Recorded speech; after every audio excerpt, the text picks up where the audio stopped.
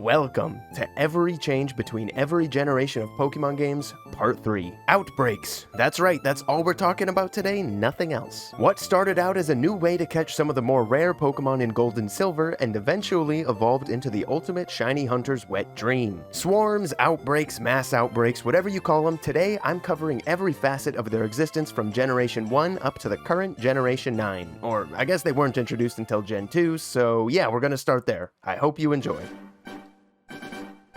Mass outbreaks are a feature that was introduced in Gen 2 in Pokemon Gold and Silver. And here's how it works. So there are 6 Pokemon, but only 3 in Crystal, we'll come back to why that is later, that can appear in these swarms or outbreaks. And each of these 6 Pokemon in Gold and Silver are associated with a certain trainer that you can register in your Pokegear who will call you to alert you when an outbreak appears. For example, this cool guy, Fisherman Ralph, will hit you up when there's a Quillfish swarm. Or everyone's favorite, Bug Catcher Arnie will call you when there's a swarm of Yanma out and about. These outbreaks happen on these rare Pokemon, and if you're fancying catching one of them, like a Marill for example, you'll probably want to wait until there is a swarm of them at Mount Mortar, since that's the only place you can catch them in Gold and Silver, and its encounter rate is a measly 1%, but that rate gets boosted up to 40% during an outbreak, so you do the math. Oh, and the reason Crystal only has half the number of outbreaks as its predecessors is because it just made the Pokemon that lost their outbreaks much more easily available. Well, except for Remoraid. Yeah, they hated Remoraid. For whatever reason, it can't be found in Crystal at all. The only way to get it is via trade from Gold and Silver. So yeah, when one of these trainers calls you about an outbreak, that outbreak will be there until midnight in game time. There's even a little method you could do to kind of trick the game into giving you an outbreak of whichever of these 6 Pokemon you want. First, you have to delete all the contacts on your Pokegear, you know, kind of go off the grid, except for the trainer that corresponds with the particular outbreak that you want, of course. And then you have to toggle daylight savings time by speaking to your mom. Because surely, for some very intentional reason, there's a 50% chance of triggering a phone call whenever you switch daylight savings time. Okay, that's the gist of outbreaks as they were introduced in Generation 2.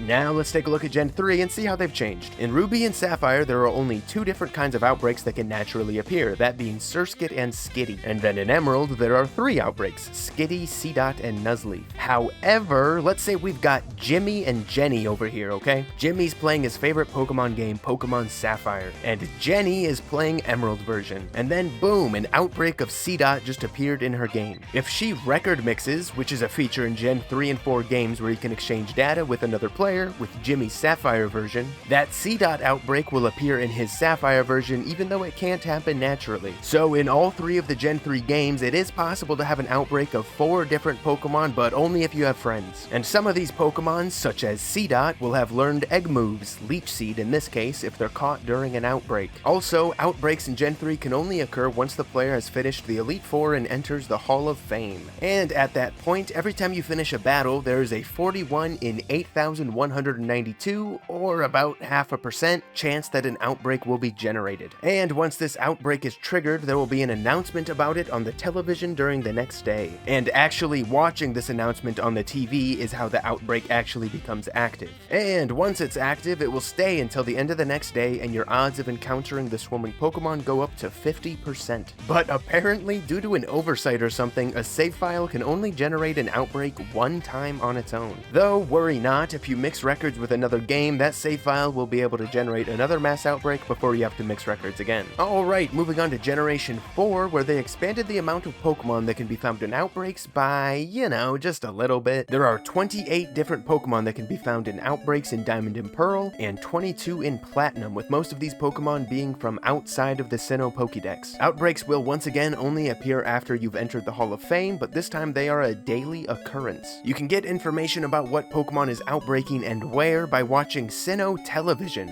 or by talking to the little weasel that is your rival's little sister. She tells you about the outbreak and says that she wants you to do better than her sister or brother.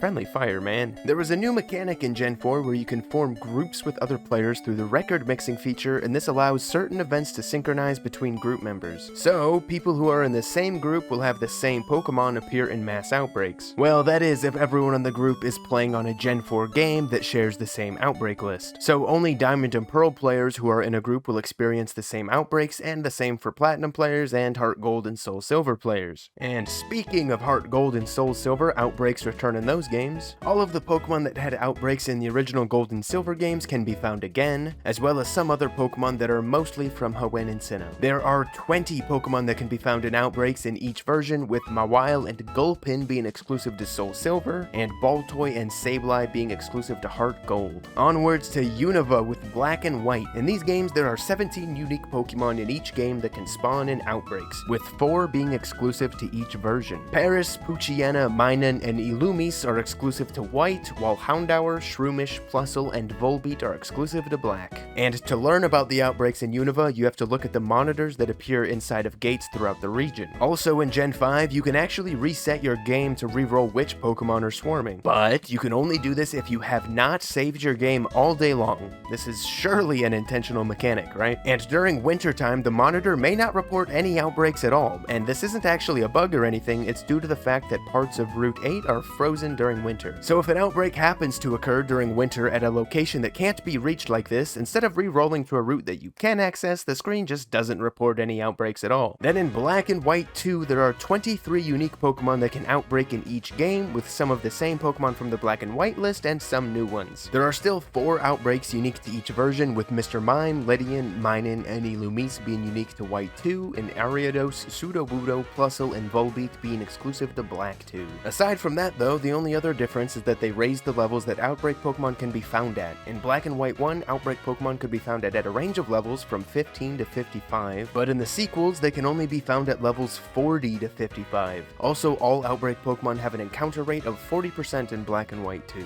Okay, and then after Black and White 2, outbreaks weren't seen again in Pokemon until Gen 8's remakes of Diamond and Pearl. And I guess they were really going for that authentic Diamond and Pearl vibe, because the Pokemon that you find in outbreaks in these games are the exact same as in Gen 4. And your rival's Weasley little sister will still give you information about outbreaks, though when you pause the game, a text box will also pop up telling you about a current outbreak. Also, when you get to a route with swarming Pokemon, you will actually see them running around in the tall grass in the overworld. Though you cannot interact with them, if you get too close, they'll scurry away. It's just a visual thing. Alright, then in Legends Arceus, mass outbreaks return, but with a new subtype introduced: massive mass outbreaks. But before we go over what those are, let's just talk about regular outbreaks first. A new mass outbreak has a 20% chance to spawn in each area each time you return to Jubilife Village. There can only be one mass outbreak per area, but there can be several different outbreaks present in different areas. These will be represented by a circle with a picture of the Pokemon that is swarming over the area that it's in. And when the player gets to a mass outbreak location, there will be 10 to 15 Pokemon from the same evolutionary line that spawned there, with only up to 4 being spawned at any given moment. Also, whenever a player leaves Jubilife Village, there will be a 20% chance per outbreak that it will deactivate, except for the location that you're traveling to. Okay, now with those basics out of the way, let's talk about what a massive mass outbreak is. And you'll probably be able to guess what the gist of these events are. It's when many mass outbreaks, any amount from 11 to 15, spawn in one area. The Pokemon that can appear in these have some overlap with the list of available Pokemon in normal mass outbreaks, but many are unique. Also, massive mass outbreaks are marked on the map as a question mark, so you can't know what Pokemon spawn there until you go and see for yourself. Unless, that is, you give 5 Aguav berries to Mize Munchlax. This will reveal the contents of those outbreaks. And then when revealed, some of these locations will be highlighted by a yellow circle with either a berry or a star mark next to it, but not both. If there's a star, then the outbreak happens a little bit differently. There will be 2 waves of Pokemon. After clearing out the regular first wave, the second wave will spawn with Pokemon that are either all evolved versions of the Pokemon in the first wave, with all of them having a small chance to be an alpha Pokemon, or they will all be the same Pokemon that were in the first wave, but this time all will be alpha versions, or they will all be an evolution of the first wave Pokemon, but all as alpha versions. And then instead of a star, the other symbol that has a chance to be next to a massive mass outbreak is an Aguav berry. This very simply means that for every Pokemon in this outbreak that you catch or defeat, you will receive 1 Aguav berry for your troubles. These berry locations have a 10% chance to spawn per location, but only if there isn't already a star there. And just to be as unclear as possible, I suppose, even if there is a location that is not marked by a berry or a star, there is still a chance that a second wave will spawn just as if it was a star location. All Pokemon in massive mass outbreaks will be at least level 60 unless they are of a species that evolves starting at a specific level. In such cases, the non-alphas in that wave will be there at 1 to 3 levels under the level that they would evolve at. Massive mass outbreaks only last for a designated amount of time. There's a 75% chance that it will last for 7 7 minutes, a 15% chance it'll last for 9 minutes, or a 10% chance it'll be 11 minutes. And then for about every 2 minutes, the game will display a message that somewhat vaguely tells you how much longer the massive mass outbreak will last. At 9, 7, or 5 minutes left, it'll tell you the rainstorm shows no signs of stopping anytime soon. At 2.5 minutes, it says the rainstorm may go on a bit longer. Then at 1 minute, it'll tell you the rainstorm seems like it's about to clear up. And if you're not the most perceptive apple in the bunch, at 0 minutes, the game tells you the rainstorm seems to have ended. The odds of a Pokemon being shiny increases during every kind of outbreak as well. For example, in Legends Arceus with the shiny charm, any random old Pokemon has a shiny rate of about 0.17%. If a Pokemon is in a mass outbreak, their shiny rate is 0.78%. And finally, Pokemon in massive mass outbreaks have a shiny rate of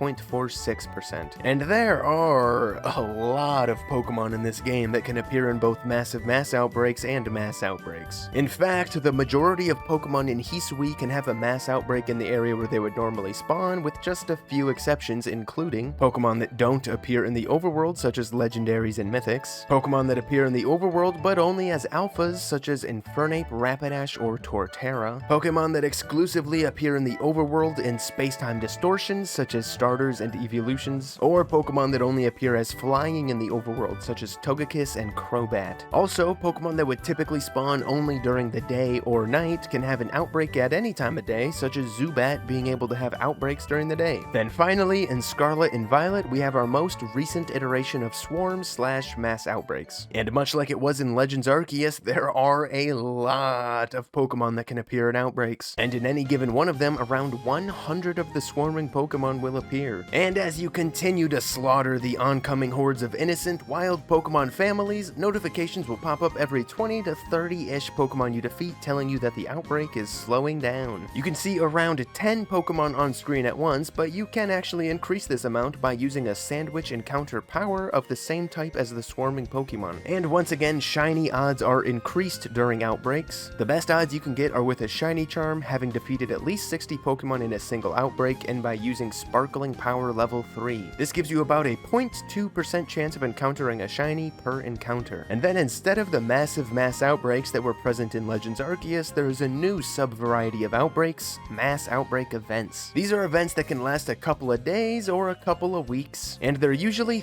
themed. For example, a Delibird mass outbreak event happening just a few days before Christmas. Also, Pokemon during these event outbreaks may have increased shiny odds. For example, during that Delibird outbreak, the shiny odds were about 0.5%. Or they may have an increased chance of receiving a particular mark. And that's all I got. That's pretty close to every change that outbreaks have had in the entire Pokemon franchise. Though there are surely some minor things that I probably missed, so if you enjoyed the video, hey, why not leave a comment down below and add to this list of changes. Alright, thanks so much for watching, have a good one, peace.